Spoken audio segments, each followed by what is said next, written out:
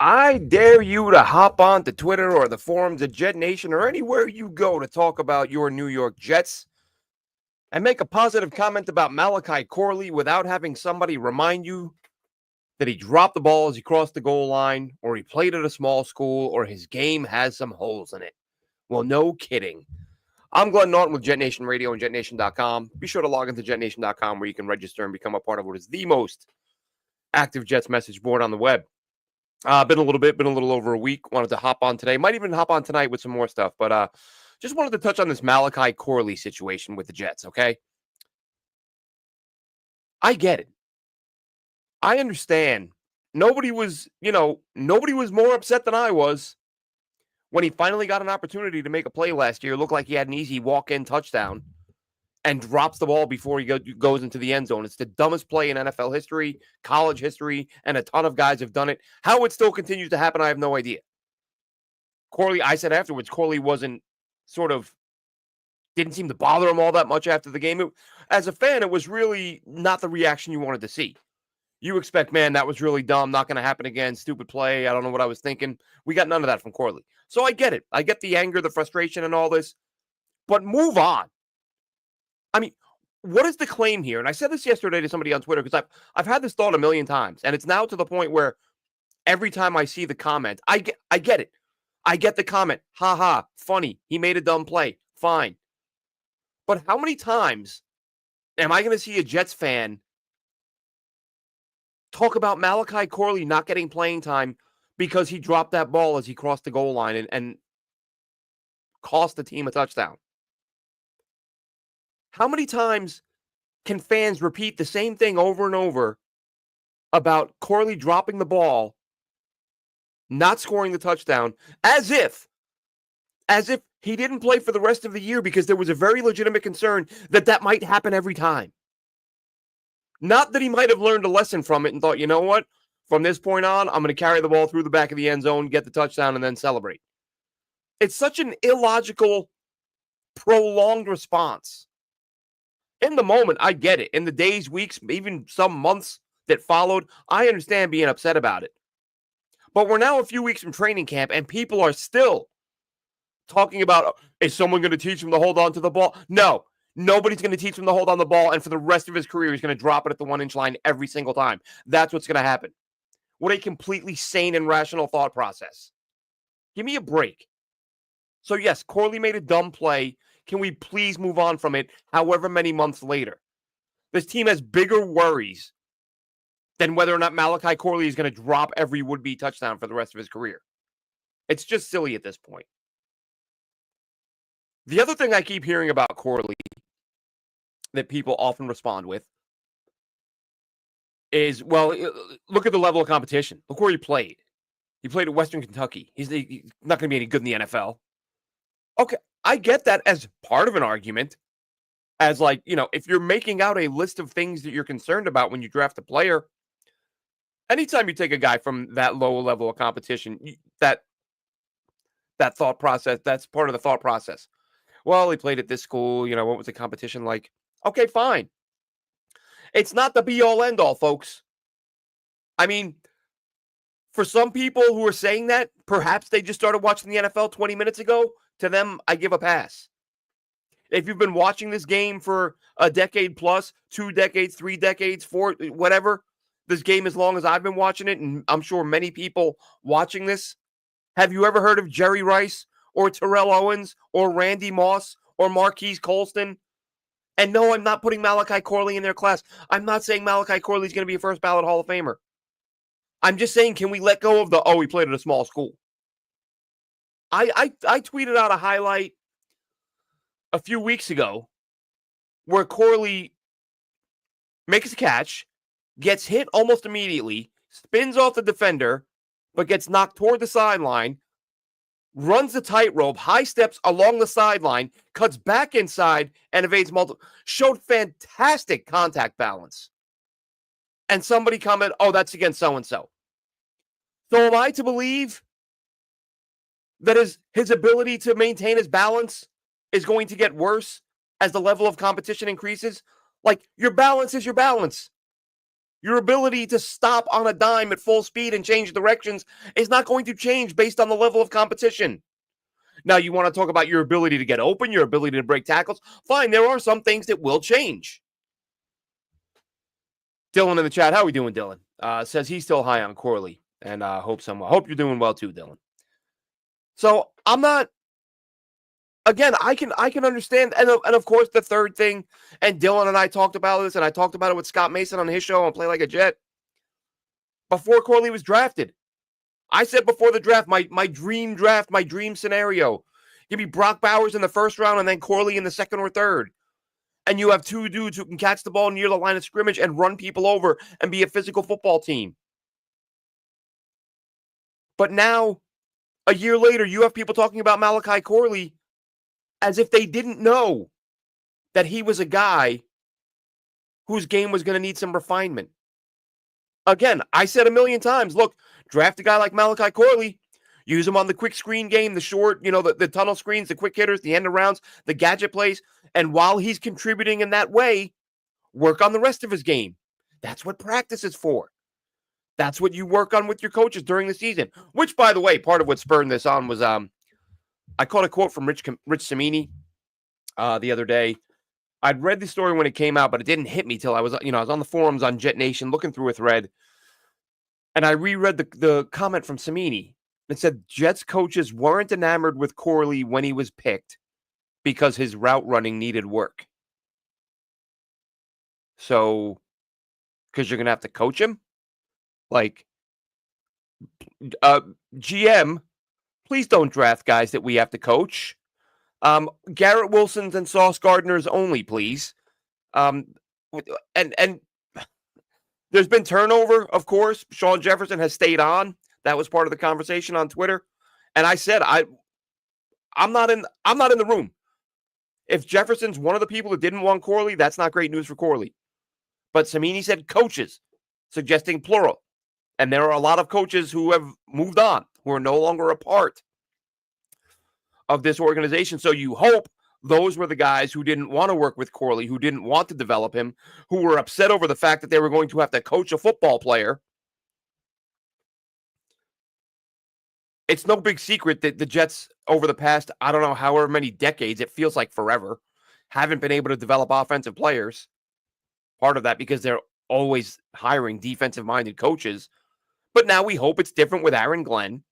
And Aaron Glenn already, and look, a lot of what these guys say is coach speak, but Aaron Glenn spelled out what I said a minute ago about the, about the pre-draft talk, right? Like they got to work this guy in on the short, quick hitters, the screens, and then develop his game. And Aaron Glenn said when he was asked about Corley, yeah, that's the part of his game we have to utilize. Maybe get the ball in his hands as a return man, because he's a guy who makes plays with the ball in his hands, and you want a guy like that on your roster.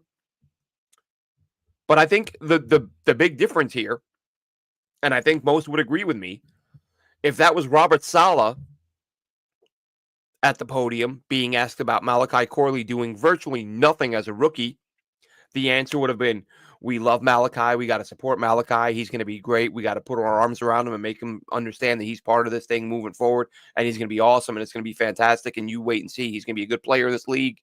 That's what you would have got from Robert Saleh. Aaron Glenn was like, well, there's some things he can do, and we're going to ask him to do those things. He might be a gadget guy, might be a return guy, which, if you think about it, for those of you who've also been around long enough, if you remember the way Bill Parcells was a master at using the media to motivate his players. And all coaches to some degree, when they talk to the media, they're talking to their players. It's a way for them to, let's put it in writing. Let's get a back page with a comment about how our effort is bad, or execution is bad, or this player needs to improve here, or that player. Bill Parcells was great at that.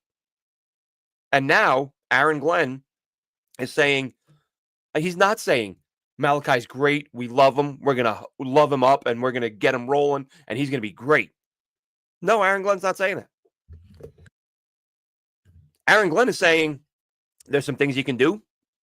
We're going to ask him to do those things, and we're going to see if he can learn to do more things and develop him. So he's not guaranteeing him a spot, a roster spot, a starting spot. Does he even make the roster? I think he does. I think if you use him the right way, I think he's a guy who makes your roster. But there are those who are saying he's a fringe roster guy. He may not make it. Perhaps. I mean, I have a hard time seeing that because there's a lack of depth at the receiver position for this team. And I think Corley in the slot would be an asset if used the right way. But I like the fact that Aaron Glenn is talking about using Corley and other guys playing to their strengths, letting them do what they do well.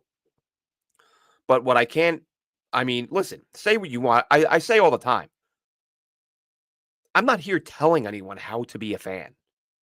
I just can't believe we're still talking about the ball he dropped crossing the goal line, 7 months ago?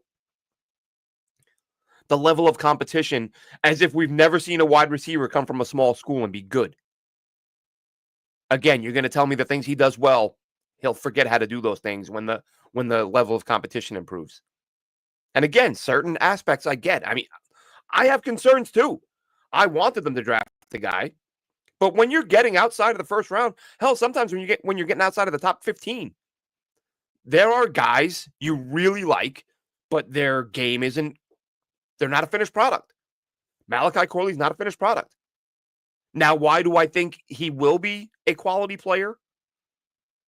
If you look at the amount of muscle, look at Malachi Corley as like mid-junior year to the end of his final year at Western Kentucky. You can't tell me that dude isn't willing to work. That dude is 1,000,000% willing to work. And you see the results in the way he reframed, rechanged, or what's the word I'm looking for? Rebuilt himself.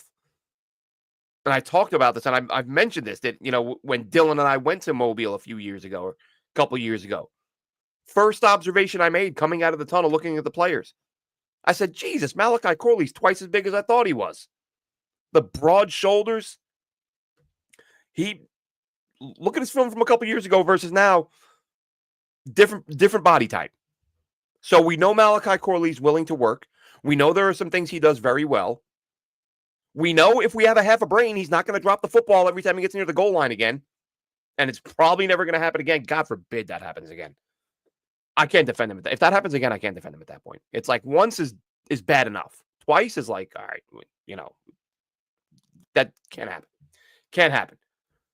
But please let's stop talking about the midseason fumble with a couple weeks away from training camp. Let's stop talking about level of competition as if it's the only thing that you need to know about a guy as to whether or not he's going to make it. Donald Driver was another one. Alcorn State. Who played quarterback at Alcorn State? Steve McNair. Guys can go to small schools and be productive NFL players. Let's see. Big Apple says, is it true Aaron Glenn was talking about Corley when he said you can't make the club from the tub? I know he talked about Corley having missed time and having some catching up to do. Again, challenging him publicly, putting it out there in the media. And I saw the use of that term, making the club from the tub. I saw that used in the article. I don't know if Glenn said those words himself, but I wouldn't surprise me. It's a very common saying among coaches, players, fans. Can't make the club if you're in the tub, right? Can't be in the rehab area, which, let's be honest, not always true.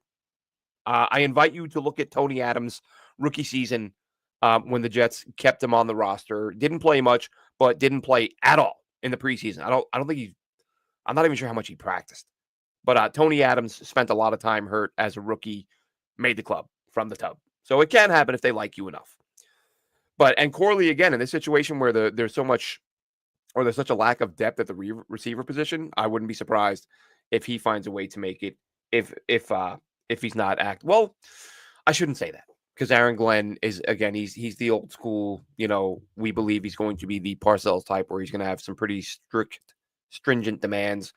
And if they're not met, then you probably wouldn't see a situation like you saw with Tony Adams. But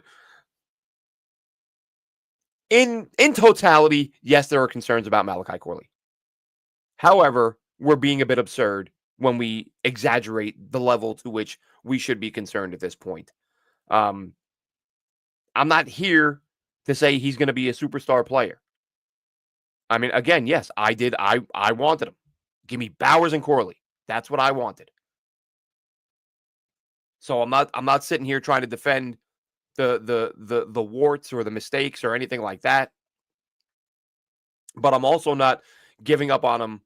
Just it becomes mob mentality. It's like everyone piles on the guy, and then people just repeat it. Yeah, he played at a small school. Yeah, he can't run routes. Okay, so he played at a small school like a million other guys did, and his game needs work like almost every single dude that gets drafted. Okay, so what's the concern here? Again, unless your belief is he's going to fumble all the time, which there's no sane reason to come to that conclusion. I don't get it. I don't get the Malachi Corley hate. I understand the Malachi Corley frustration, but I don't understand the fans who have decided to pile on Malachi Corley and treat a few small things as if they're the end of the world. And I've seen people say this guy should be cut. He's not an NFL player. You got to get rid of him. How about you let him prove that first? Again, it could very well be the case. But it's like, let's get these guys. And now, in what we hope, we don't know, but this may be a quality NFL coaching staff. We don't know that yet because most of these guys have never done their jobs. Almost across the board. Well, I shouldn't say not quite to that level, but I've talked about it ad nauseum this offseason. Aaron Glenn, Tanner Engstrand, up and down. Charles London, all these guys are either new to their position or they've never had any success. Excuse me. Or they've never had any success in their current positions. So that is cause for alarm. There's no sugarcoating it. But at the same time, let's not jump to conclusions and assume the absolute worst with every single thing when it comes to Malachi Corley. And Tony says, hopefully Aaron Glenn will utilize Corley to reach his potential, which, look, that's the hope with every coach, with every player. It's funny. I was looking at Bill Parcells' quotes earlier. And he had one that it felt so in line with what I often talk about. The obsession we have with winning and championships and stuff like that isn't a bad thing, but it is when you start applying it to, like, if a team is just a bad football team that you could look at and say, I could see that team winning 4 games this year, and they win 7 games, that to me means the coach got the absolute most out of what he was given to work with. And that's what the best coaches do. Do you get the most out of your players? And Parcells basically said to him being successful was getting his team to play to the level he expects, not what other people expect. But he knows in his mind what he believes his team is capable of. And if they do that, he's happy. If he thinks he's got a 5-win team and they win 5, 6, 7 games, he knows deep down, I did my job. I got the most out of this team. The media will say, fire him. The fans will say, fire him. He sucks. We didn't make the playoffs. But coaches know. Good coaches know. They know what they've got. And they know what a realistic win expectation is. And that doesn't mean you don't keep trying to improve and get better if you win 5, 6 games. But if you know you've got a 5-win roster and you win 5 or more games, that's you'd have to be crazy to complain. Big Apple UB says he hopes the wide receiver room, Wilson, Reynolds, Johnson, Smith, Gibson, Corley, hope they get a late round pick for Lazard. They'll likely roster 6 wide receivers. I mean, could see it happening. The question becomes really roster construction. It's an all new group. We don't know what their priorities are going to be.